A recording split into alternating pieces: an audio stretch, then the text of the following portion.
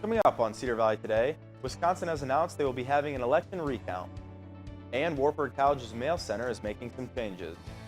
Plus, people are celebrating the Cubs winning the World Series nearly a month later. This is Cedar Valley Today.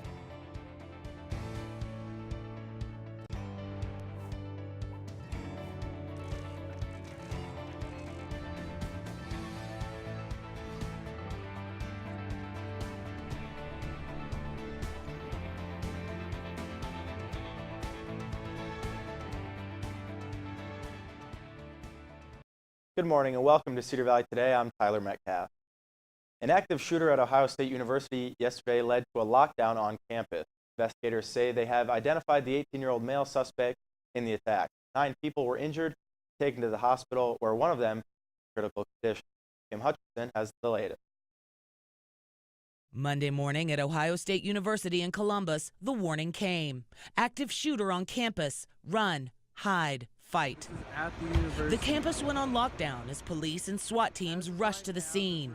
Students and employees sheltered in dorms and classrooms, blocking the doors with whatever they could find. They distributed images of what they saw on social media and spoke to news organizations from their hiding places. It's very hectic here right now. There's like 40 cop cars. Everyone's very frantic, and all the SWAT teams are getting together, and cops are still pulling up. Before noon, the shelter-in-place alert was lifted. Witnesses began recounting what they saw.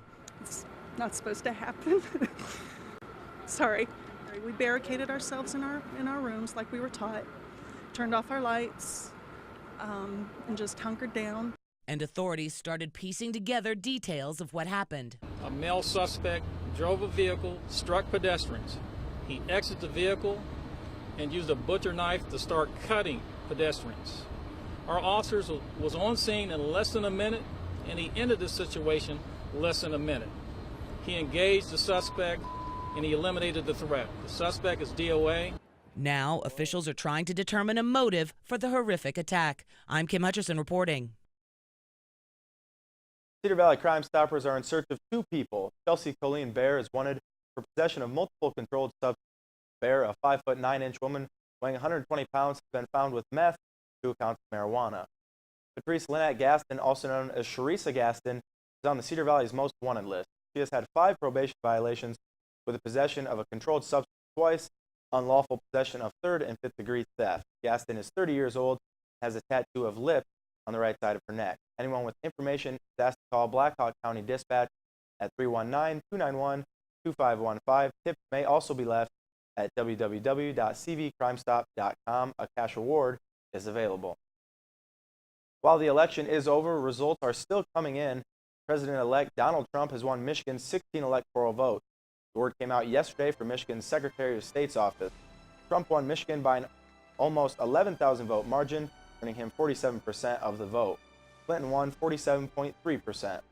Michigan was the only state that hadn't officially been called because the vote was too close for CNN's election result.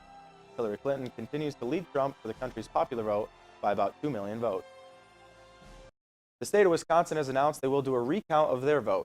Green Party candidate during the presidential election, Jill Stein, has succeeded in raising enough money to ask for the recount.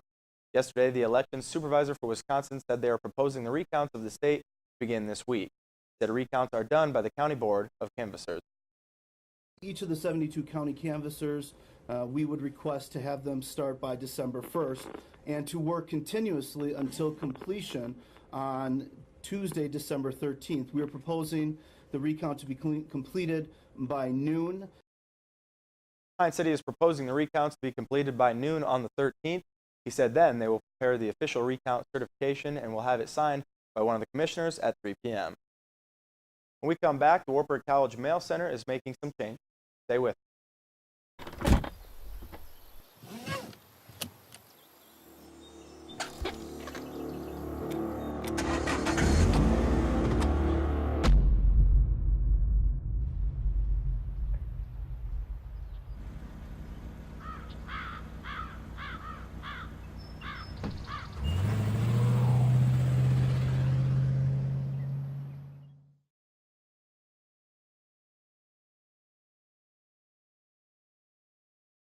Corey Figuera is looking to make changes to the mail center in her first year as the Mail Center coordinator. Yesterday, I had the opportunity to talk to some of those involved. The Wartburg College Mail Center